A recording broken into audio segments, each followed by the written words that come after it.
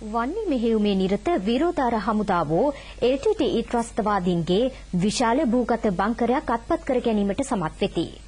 මෙය වන්නේ මෙහෙයුමින් සොයාගත් විශාලතම භූගත බංකරය ලෙස සැලකේ.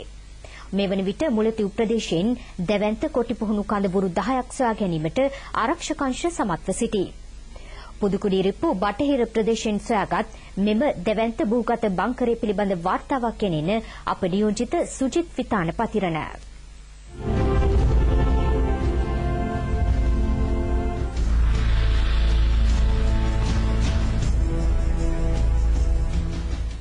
LTTE ප්‍රධාන පෙළේ නායකයන් කිහිප දෙනා සැඟව සිටින්නේ මුලතිව් ඝන වනාන්තරයේ භූගත කොන්ක්‍රීට් නිවාසවල බවට මීට පෙර විවිධ සැකපළ වුණා.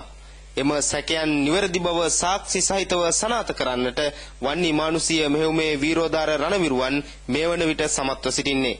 වන්නි මෙහෙයුමේ නිරත සිව්වන කාර්ය සේනාංකය පුතුකුඩිරිප්පු බටහිර ප්‍රදේශයේදී අත්පත් කරගත් දැවැන්ත කොටි කඳවුර තුල පිහිටි මෙම භූගත කොන්ක්‍රීට් ත්‍රස්ත බංකරය ඊට මනා සාක්ෂියක්. මෙම දැවැන්ත භූගත බංකරයේ පිවිසුම් දොරටුවයි මේ. විශේෂයෙන් භූගත බංකරය මතු පිටින් පස් දමා ඒ මතු පිට සාක හිටවා ඉතා සූක්ෂම ලෙස මෙම ත්‍රස්ත කඳවුර ක්‍රියාත්මක වී තිබෙනවා.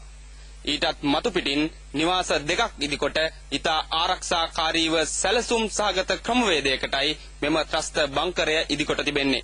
යුද හමුදාව අතටපත් වූ මෙම කොටි කඳවුර තුල මේ ආකාරයෙන් කොන්ක්‍රීට්කට ඉතා ශක්තිමත් ලෙස ආරක්ෂාකාරීව සකස් කළ භූගත නිවසක් දැකිය හැකියි. මේ වන විට මෙම නිවස ජලයෙන් පිරී පවතින ආකාරයද අපට දැක ගැනීමට හැකි වුණා. විශේෂයෙන් විදුලි බලය පවා ලබා ගනිමින් ඉතා සුඛෝපභෝගී ලෙසයි LTTE ප්‍රධාන පෙළේ නායකයන් මෙම භූගත බංකරය තුල රැඳී සිට ඇත්තේ.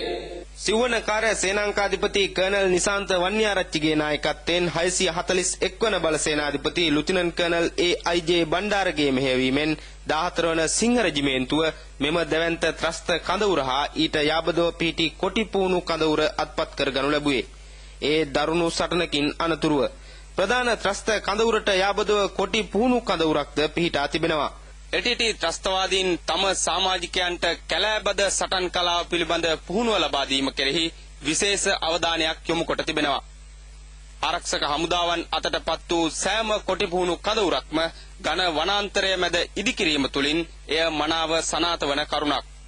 විශේෂයෙන් LTTE ත්‍රස්ත කඳවුර තුල පිහිටි ජලය ගබඩා කිරීමේ මෙම ටැංකියේ ප්‍රමාණය අනුවම විශාල LTTE සමාජිකයන් සංඛ්‍යාවක් මෙම පුහුණු කඳවුර තුලද පුහුණු කරන්නට ඇති බව සාක්ෂි සහිතව සනාථ වන්නක්. අටුකම්බි වලින් සැකසූ යුද බාධක රැසක් මෙම පුහුණු කඳවුර තුලද දැකිය හැකියි. මේ තුලින් අධික වද හිංසාවන්ට ලක් කරමින් සමාජිකයන් ත්‍රස්ත ක්‍රියාකාරකම් සඳහා පුහුණු කොට ඇති බව ඉතා පැහැදිලියි. 20 වන පාබල හමුදාවද මෙම දැවැන්ත කොටි කඳවුර අත්පත් කර ගැනීමට 14 වන සිංහ රෙජිමේන්තුවට සහාය දෙනු ලැබුවා. LTTE මේ වන විට මුලතිව් ප්‍රදේශයේ ඉතා සීමිත ප්‍රදේශයකට කොටු වී සිටින්නේ. එම ප්‍රදේශය මුදා ගැනීමේ අවසන් සටනට මේ වන විටත් හමුදා සේනාංක 7ක් එක්ව සිටින්නේ. ඒ ඉතා සැලසුම් සහගතව ඉදිරියට ගමන් කරමින් චමිල් ආනන්ද වසන්ත කුමාර සමගින් මම සුජිත් විතාන පතිරණ ආරක්ෂක හමුදාවන් පුදුකුඩිරිප්පු බටහිර ප්‍රදේශයේදී අත්පත් කරගත් LTTE දැවැන්ත කොටි කඳවුරු ප්‍රදේශයේ සිට